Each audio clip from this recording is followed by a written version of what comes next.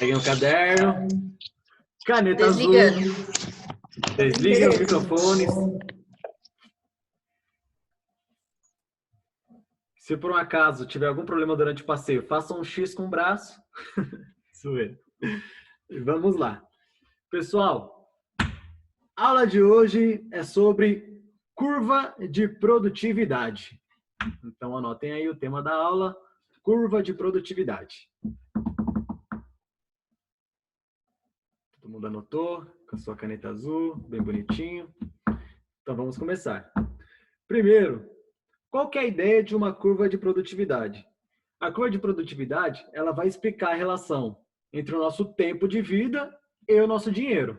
Então, eu vou pedir agora para que todo mundo que conseguir, né, abrir aquele arquivo que eu mandei lá no grupo, com o nome de curva de produtividade, e aí vocês vão conseguir entender melhor o que eu vou explicando aqui. Que ele é uma tabelinha tipo... Deixa eu ver se aparece. Tipo assim, uma linha na vertical e uma linha na horizontal. O tema que eu caí. Não entendi. O meu caiu. Qual que é o tema que você falou? Curva de produtividade. Então, reexplicando para a Larissa, curva de produtividade é a relação do nosso tempo de vida com o dinheiro que a gente tem.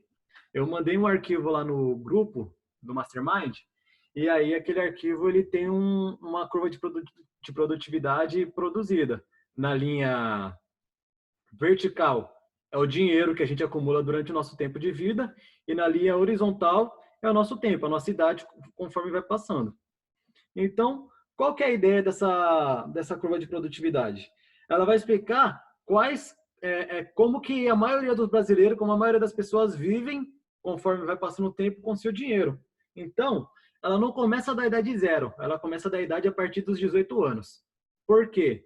Porque ela considera que dos 0 aos 18 anos nós só demos prejuízo. São poucos os brasileiros que antes de 18 anos começam ali a já fazer sua renda. Então, a partir dos 18 que a gente começa a produzir, começa a trabalhar. Então, olha só, dos 18 aos 25 anos, é o momento que o correto seria fazer o quê? E a maioria das pessoas não fazem, seria a nossa reserva de emergência. Então, dos 18 aos 25 anos, seria o período que a gente teria que tirar só para montar a nossa reserva de emergência. Continuando, dos 25 anos até os 40 anos, é a fase de nosso maior acúmulo de dinheiro e patrimônio. Por quê? Porque é a fase que nós temos o maior tempo de a maior quantidade de energia. A gente tem muito gás nessa fase. Então, é nessa fase, até os nossos 40 anos, que a gente tem que correr para tentar levantar o máximo possível de dinheiro. Porque depois dos 40 anos, a gente não vai ter tanta energia a mais para conseguir montar tanto patrimônio assim. É raro as exceções de pessoas que conseguem ficar ricas depois dessa idade. Bem raro. E aí a gente vai continuar trabalhando, a grande maioria dos brasileiros, de acordo com essa curva, continua trabalhando até os 55 anos, mas aí ela já não consegue fazer uma curva tão alta. Dos 40 aos 55 ele vai meio que estabilizando. E dos 55 para frente é quando a maioria das pessoas se aposentam. E aí essa curva dela para, estagna e começa a cair com o passar do tempo, porque ela não tá levantando mais renda e ela não tem mais dinheiro. Então todo o dinheiro que ela produziu até aquele momento de vida dela, até aquela idade, ela vai começar a usufruir a partir daquele momento, vai começar a usar.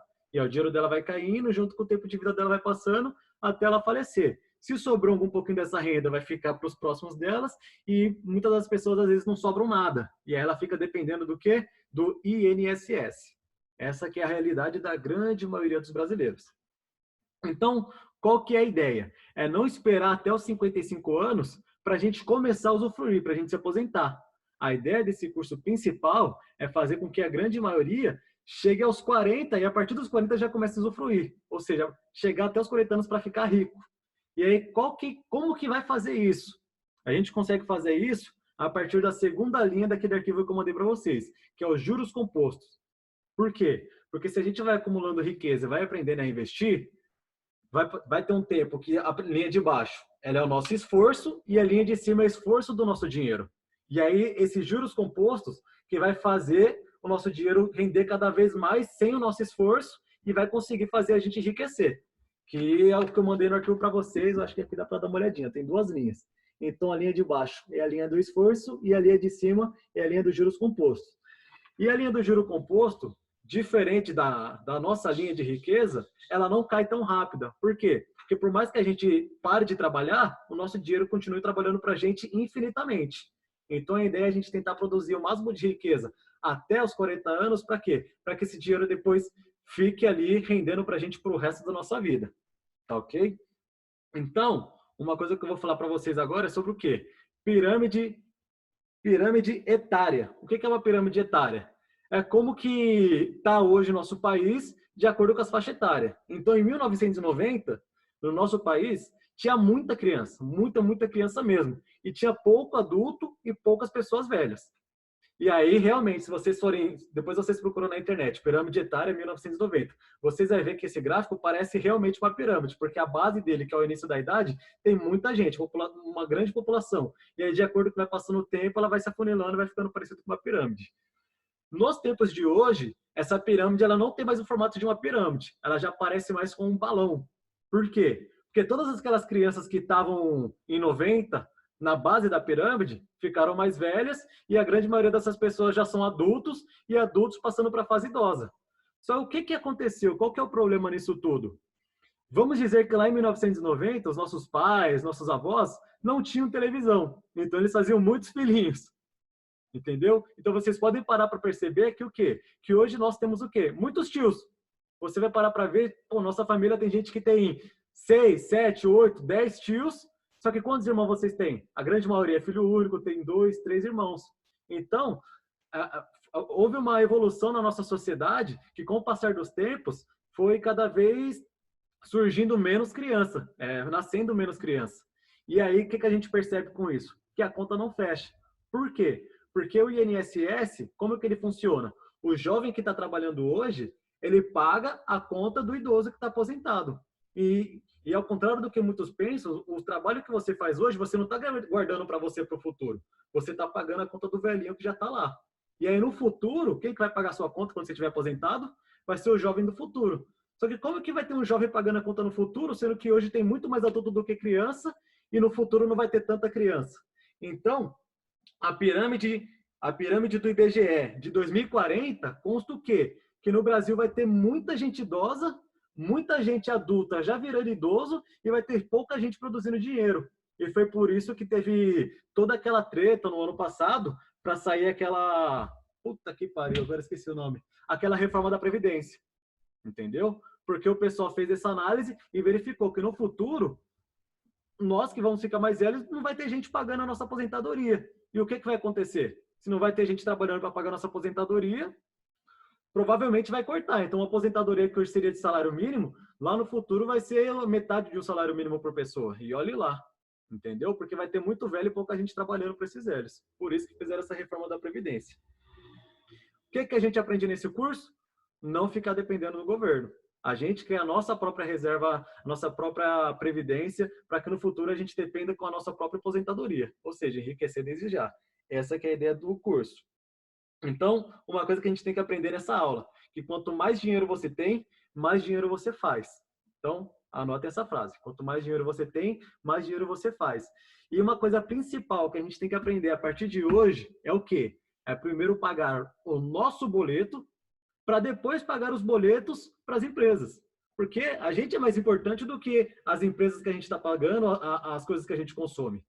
Então, vocês têm que colocar a meta de vocês como se fosse um boleto principal para vocês pagar. Porque vocês têm que pensar em vocês quando vocês estiverem com 40 anos, por exemplo.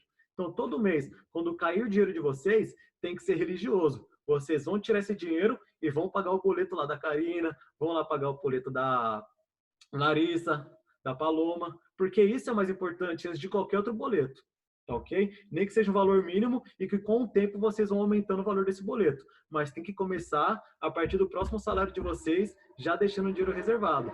Senão, quanto mais tempo passar, pior vai ficar. Porque lembra que eu falei no começo da aula? Era para montar a reserva de emergência dos 18 aos 25. Ninguém aqui fez isso.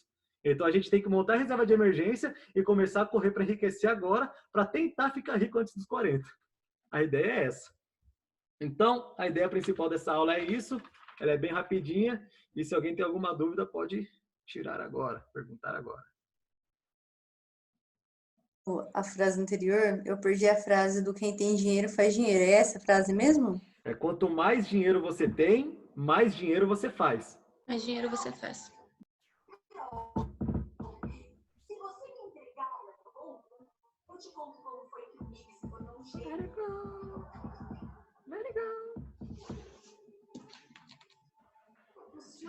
E aí, pessoas? Dúvidas, perguntas, comentários? Até os 18 a vida é Tô grátis. pensando porque eu não comecei a investir aos 18. Triste, né? E a gente para pensar, isso aqui é tudo questão de hábito. Porque a gente tem que ter uma regra agora e levar isso pro resto da vida. Uma coisa que a gente nunca fez. É uma mudança de hábito muito grande que a gente tem que levar para sempre. A gente já tá um ano atrasado, né? Pois é. Isso que me assusta, sabia? Eu paro para fazer conta às vezes, para ver como montar reserva de emergência, começar a investir, e aí eu vejo que eu estou muito atrasado. Então isso assusta muito. O que você falou, Paula? Eu fico pensando que quando eu entrei no banco, um engenheiro me falou assim, mesmo que você é estagiário, agora começa a guardar pelo menos um dinheiro assim, ou já investe. Naquela época, né? Eu guardei, mas nada de investir o que deveria. Fico triste pensando nisso. Mas tem que usar isso como motivação para a partir de agora.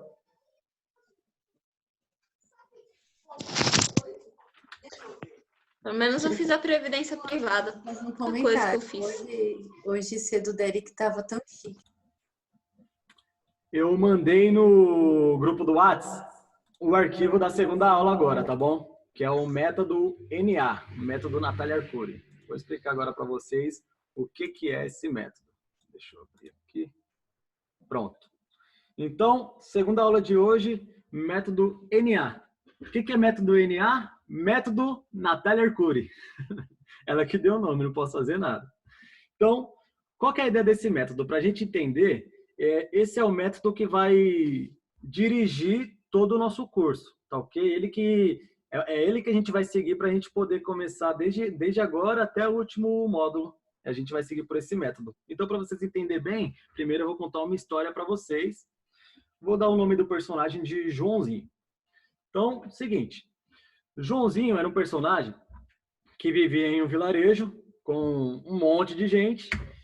E aí, ao lado desse vilarejo tinha um rio, e depois desse rio tinha uma floresta, uma mata, e logo após essa mata, essa floresta, tinha uma montanha. E lá na montanha estava quem? Os ricos. As pessoas que conseguiram vencer na vida, e o Joãozinho almejava. E aí, toda vez que ele tentava descobrir como que ele fazia para chegar no topo da montanha, como é que ele fazia para chegar lá, sempre tinham pessoas que estavam ali naquele vilarejo, do lado de cá do rio, que falavam, não, Joãozinho, não faz isso, que não dá certo, que não vai funcionar. Então, isso daí é o quê? São as pessoas que são pobres, igual o Joãozinho, e que têm medo, têm crenças limitantes, e não deixa ele tentar se arriscar, tentar se jogar, aprender, correr atrás. Como que ele faz para atravessar aquele rio? Como que ele faz para passar por toda aquela floresta para que ele chegue até o topo da montanha? Então, o que acontece? O método NA, ele vai mostrar para a gente aonde que nós estamos hoje, vai fazer a gente trabalhar para a gente saber qual que é a nossa meta, aonde que a gente quer chegar, e ele vai também nos ajudar a desenhar uma estratégia para que a gente consiga chegar nesse objetivo. Então, ele vai definir todos os pontos que a gente tem que passar. Então, a primeira coisa que nesse método explica é que não existe atalho. Se você pretende um dia ter uma liberdade financeira, almejar algo grande, não tem atalho. Pode até ter atalhos curtos, mas o caminho longo, o objetivo final, ele vai ser difícil. Então, por exemplo, você nunca vai encontrar um atalho que faça você chegar de São Paulo para a Bahia mais rápido. Às vezes você vai pegar um caminho ou outro ali um pouquinho mais curto, mas para chegar na Bahia o caminho é longo de qualquer jeito. E é a mesma coisa nessa história do Joãozinho. Então, nessa primeira parte aqui, o que eu estou fazendo? Nessa primeira parte eu estou ensinando a vocês como construir uma canoa para passar para o outro lado do rio. Que aí já a grande maioria das pessoas não fazem. E aí a construção dessa canoa seria o quê? Seria criar hábitos na cabeça de vocês. Depois que vocês pegarem isso, aí sim, vou ensinar os próximos passos para que vocês consigam pegar atalhos dentro da floresta, até que vocês consigam enxergar a montanha e consigam subir ela finalmente, chegando lá em cima. Primeira coisa que eu queria falar para vocês, as pessoas que estão do lado de cá do rio, elas não têm como dar opinião para vocês de como fazer para chegar no topo da montanha, porque elas não estão lá, elas não sabem o caminho, elas não chegaram lá no topo para poder opinar como que você deve fazer. Então, por isso que esse caminho é muito ruim, porque às vezes a gente vai ter problema com pessoas muito próximas querendo opinar nas nossas decisões. E a gente tem que tomar cuidado como que vai tratar com essas pessoas. Então, continuando aqui, naquela ideia do atalho, é igual, não sei se vocês já ouviram falar, na dieta da sopa, que você fica, acho que 20 dias tomando sua sopa, só que aí quando você para a dieta, você engorda tudo de novo, dá um efeito sanfona. Por quê? Porque você ficou tanto tempo ali sem comer direito que quando você viu comida, você come tudo de uma vez. Então a ideia do curso é o quê? É dar ferramentas, ensinar a gente a investir. Por quê? Para a gente não cair, às vezes, numa pirâmide financeira, não cair em falsas promessas de, olha, se você aplicar o seu dinheiro aqui, você vai ganhar dinheiro mais rápido, isso e aquilo. A ideia desse curso é justamente essa, para a gente ser independente de qualquer pessoa que queira dar um caminho mais fácil para a gente. Tá ok? Então, o primeiro aqui, o básico, é o quê? É a nossa reeducação financeira. Então, lembra lá daquela aula do Thiago Nigro, que ele falava da semente? A ideia principal desse curso é exatamente isso, é dar semente para que a gente consiga plantar ela e aí crescer. E aí com essa semente, ela que é o principal, ela que vai fazer a gente chegar em qualquer lugar. E quando alguém pedir para vocês algum atalho, alguma coisa, o que a gente vai dar para as pessoas é uma semente também, que é o conhecimento que a gente está adquirindo, não dinheiro nem nada do tipo. Então tá, primeira coisa, vamos focar no cenário atual. E esse é o mais chato de fazer. Por quê? Porque o cenário atual você tem que focar onde que você está hoje, você tem que se encontrar. E por mais que vocês falam que, pô, eu faço um planejamento e tudo mais, sempre tem alguma coisinha que escapa ali no que você está gastando o seu dinheiro. Então, como que a gente vai fazer para focar no nosso cenário atual, para começar a planejar e começar a investir? Exercício. Vocês vão pegar o extrato de 3 meses para trás de vocês e vão anotar todos os gastos fixos e gastos variáveis. Mas tem que pegar dos últimos 3 meses para vocês terem uma meta. É um exercício bem chato, já vou adiantando. Como que vocês vão definir gasto fixo? Tira, por exemplo, um aluguel. Um aluguel é um valor que ele é fixo, ele não muda. Todo mês é igual, é a mesma coisa. E um gasto variável é uma conta de luz. Se você se regrar para que a conta de luz abaixa, no mês seguinte ela vai vir um valor diferente, vai vir um valor mais baixo. Então, tudo que muda de um mês para outro é variável e tudo que é igualzinho todos os meses é um valor fixo. Tá ok? Uma coisa que é muito importante, agora não vai acontecer isso, mas é para ficar claro quando vocês começarem a fazer o controle de vocês. Restaurante, ele não entra como subsistência, ele não entra como alimentação. Restaurante, ele entra como um lazer. Porque subsistência e alimentação é que você vai lá comprar no mercado para você sobreviver o mês inteiro na sua casa. Então, tem que tomar cuidado com essas pegadinhas. E quando vocês começarem a fazer esse exercício, vocês vão colocar lá tudo que vocês consumiram, desde no mercado, cartão de crédito, tudão. Por isso que vai ser um negócio bem chato. Por quê? Porque tem que ser muito no detalhe. Então, por exemplo, vocês não vão colocar ali naquela descrição quanto que vocês gastaram com cartão de crédito. Coloca assim, cartão de crédito, valor total. Não. Vocês vão destrinchar o cartão de crédito com vocês. O que vocês estão gastando no seu cartão de crédito. Para que vocês consigam encontrar pequenas coisas que estão roubando o dinheiro de vocês e vocês não estão percebendo. Só fazendo esse exercício que vocês vão conseguir economizar. Nem que seja R$50 a mais no mês, R$20 a mais no mês, R$100 no mês. Mas é a partir daí, desse exercício, que vocês vão começar a ver pequenas diferenças. E aí, depois que fazer esse exercício, tiver planejado descobrir para onde está indo todo o dinheiro de vocês, que a gente vai para o próximo passo. Então, o trabalho de vocês para hoje é esse. Tirar o extrato e sair lançando tudo. E aquele arquivo que eu mandei lá no grupo do WhatsApp vai ajudar vocês a fazerem isso. Então, um negocinho bem chato, mas que vale a pena para vocês conhecer para onde está indo o dinheiro de vocês. Que às vezes vocês acham que sabe para onde que está indo, mas descobre que não sabe. Descobre que, pô, nossa, não sabia que eu pagava isso, não sabia que eu pagava essa taxa, não sabia que eu pagava seguro de cartão. É nessa hora que você vai descobrir. Tá certo? Mas a gente vai ter que ter isso pronto para a próxima aula? Olha, eu não vou cobrar nenhum exercício de vocês. Tá Não, certo? sim, mas para evoluir para a próxima aula a gente já precisa É importante, porque, por exemplo, quando eu chegar na aula de 70-30, vocês vão jogar basicamente tudo que vocês fizerem nesse exercício na planilha. Então, se vocês não tiverem feito isso, vocês vão ter que fazer na hora. E aí, quem não fez, vai acabar meio que ficando para trás, entendeu? Porque aí os outros vão estar já com isso anotado bonitinho E aí é só jogar aquilo para a planilha. Quem não fez vai ter que fazer isso na hora e vai acabar deixando passar alguma coisa. Então, ele vai interferir sim para as próximas aulas se não fizer direito. Entendeu? Mas assim, o que eu quero deixar claro é o quê? Esse tipo de exercício não é algo que vocês vão ter que fazer para sempre para a vida de vocês. Esse é primeiro para mudar o hábito de vocês, para vocês conhecerem onde está indo o dinheiro de vocês e fazer uma reeducação financeira. Depois que vocês pegarem o hábito e estiverem reeducados financeiramente, aí vocês não precisam fazer mais isso, porque já entrou no automático de vocês. Eu vou refazer o meu mês passado. Eu fiz o do mês passado, do que eu gastei, e de tudo que eu já iria gastar esse mês. Eu fiz exatamente esse exercício assim, só que não foi de 3 meses, entendeu? Uhum.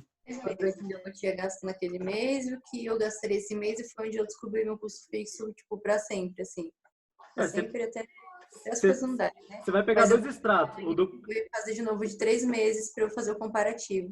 Você vai pegar dois extratos, o do cartão de crédito e da conta corrente. E aí você vai lançar tudo isso naquele arquivo que eu mandei. Aquele arquivo que eu mandei do curso, ele ajuda bastante, que ele consegue separar bem na onde que vai cada coisa. Que às vezes você vai falar, nossa, eu tô gastando tudo isso com farmácia, por quê? Não preciso. Aí você vai descobrindo pequenos gastos que você vai cortando assim, você achava que não dava para cortar, mas aí na hora que você vê ele ali na sua frente, você fala, não, realmente, não preciso comprar desodorante novamente, sendo que todo mês que eu vou no mercado eu compro desodorante e na minha casa já tem 3 desodorantes sobrando. E aí você vai descobrindo esses gastos bobos e vai diminuindo aos poucos. Essa aula da planilha vai ser essa semana ainda? Deixa eu ver aqui. Eu tava pensando nisso pra eu fazer no final de semana. O método... Ó, a próxima aula já é um orçamento detalhado. 6 anos de atitude, lista de ganhos, dinheiro que trabalha para mim, ativo e passivo. Ó, tem orçamento... Eu fazia assim antes, agora eu não faço mais. Eu coloco. Antes eu fazia, tipo, variáveis e fixos, mas depois eu comecei a colocar já direto. Ó, esse Tem uns exercício... meses que eu não faço mais aberto. Esse exercício a gente já vai usar para a aula de amanhã, que é a próxima. Ele não é da planilha ainda, mas ele já vai usar na aula de amanhã. Ótimo. Outro 10. Eu acho que não vai dar tempo. É como o professor falava na faculdade, o que você faz da meia-noite às 6? Se vira. Pra amanhã. Ó, você tem até as 9h30 de amanhã, praticamente 24 horas para fazer isso. Mas, ó, pra você, parece que assusta, mas quando eu montei o meu em 20 minutos.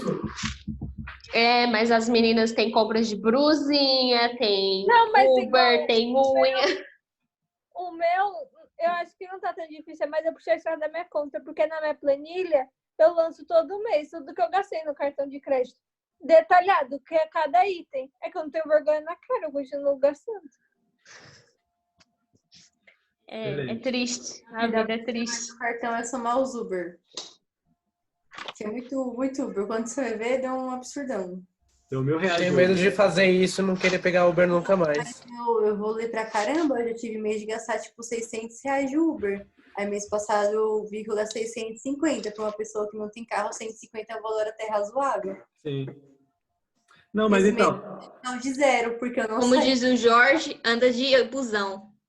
Agora. A ideia do exercício é o quê? É você justamente ver um valor alto aonde você está gastando muita grana. E aí você vai tomar esse susto, igual o Eric falou, e aí você vai colocar a cabeça para pensar em outras maneiras que você pode fazer, tipo, por exemplo, de começar a se locomover. Ao invés de, por exemplo, pegar Uber, não sei se vocês já viram, mas tem aquele Waze Pô, eu acho, negócio assim, que é carona. Uma pessoa que sempre vai trabalhar para aquele mesmo lugar, e aí ela sai mais barato que Uber, você combina com ela todo dia. Então, o seu cérebro, o sistema 2 do cérebro aciona a parte criativa, e aí você começa a procurar soluções de diminuir aquele gasto que você achou ali na sua frente.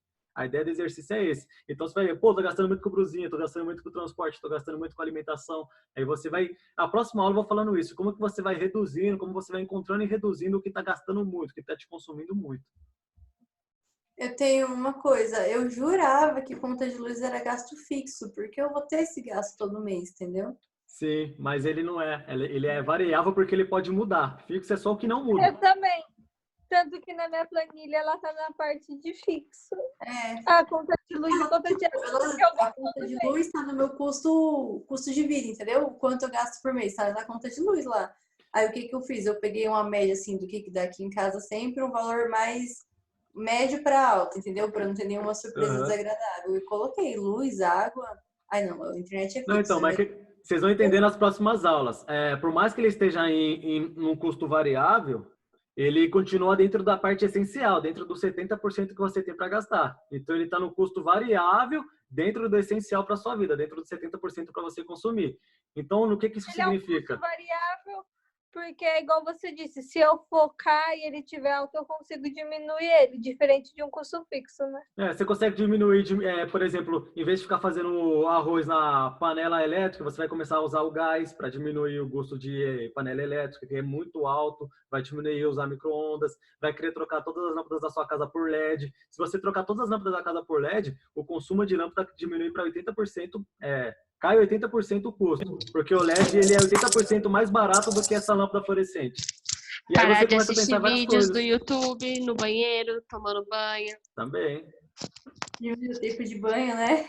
Tempo de Minha banho. conta de luz é a única conta que é barata. Se Quanto mora você só- paga de luz? Se vir Só caro, eu você. pago R$20. Se vir 20 só? caro. Graças a Deus. Agora que eu tô ficando em casa, eu acho que vai vir mais caro. É que tá vindo aquela média, sabe? Da Eletropaulo. Tem um valor mínimo, né? Mas é por isso que tá 20 e pouco.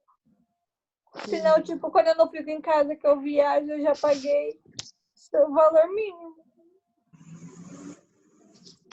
A gente gasta bastante. Em casa